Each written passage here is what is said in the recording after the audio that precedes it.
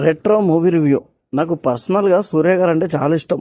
Last time Congo మూవీతో disappoint చేసిన ఈ రెట్రో మూవీ మీద నాకు కొంచెం హోప్ ఉండే, ఎందుకంటే కార్తీక్ సుబ్బరాజు గారు డైరెక్టర్ అని. కానీ సినిమా రిలీజ్ అయ్యాక సినిమా చూసిన ప్రతి ఒక్కరు సినిమా బాగాలేదని రివ్యూ ఇచ్చారు. నాకు సూర్య అంటే ఇష్టం కాబట్టి సినిమా ఖచ్చితంగా చూడాలని చూశాక నాకు ఎలా అనిపించిందంటే మళ్ళీ డిసప్పాయింట్ అయ్యా గైస్. నాకైతే సినిమా అస్సలు నచ్చలేదు. చాలా చోట్ల బోర్ కొట్టి బయటికి వెళ్ళిపోదామన్న ఫీల్ వచ్చింది. సినిమాలో తీసుకున్న పాయింట్ బాగుంది, కానీ స్క్రీన్ ప్లేతో సినిమాని బోరింగ్ గా తీశారు.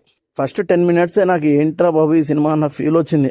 కానీ అక్కడ నుంచి కొంచెం ఇంట్రెస్టింగ్ గా ఫస్ట్ హాఫ్ యావరేజ్ గా అలా వెళ్ళిపోయింది. కానీ సెకండ్ హాఫ్ మొత్తం వేరే ప్లేస్ కి వెళ్ళి అక్కడ కింగ్డమ్ అంటూ రాజులు అంటూ సినిమాని చండాలంగా తీసుకెళ్లాడు డైరెక్టర్. సినిమాలో యాక్షన్ సీన్స్ ని కుంఫు స్టైల్లో డిజైన్ చేశాడు, కానీ ఒక్క ఫైట్ కూడా నన్ను ఇంప్రెస్ చేయలేదు. బేసిక్ గా ఈ సినిమా లవ్ స్టోరీ అని సూర్య గారు ఈవెంట్ లో ముందే చెప్పారు. సూర్య గారు అన్నట్టు ఈ సినిమా లవ్ స్టోరీనే, కానీ మధ్యలో ఈ గ్యాంగ్స్టర్ పోర్షన్స్ పెట్టి తీశాడు డైరెక్టర్. సినిమా మొత్తం ఎలా ఉంటుందంటే కార్తీక్ సుబ్బరాజు గారి ప్రీవియస్ ఫిల్మ్స్ అయిన జగమే తంత్రం, జగర్తాన, XXL మూవీని కలిపి మిక్సీలో వేస్తే వచ్చింది ఈ రెట్రో సినిమా.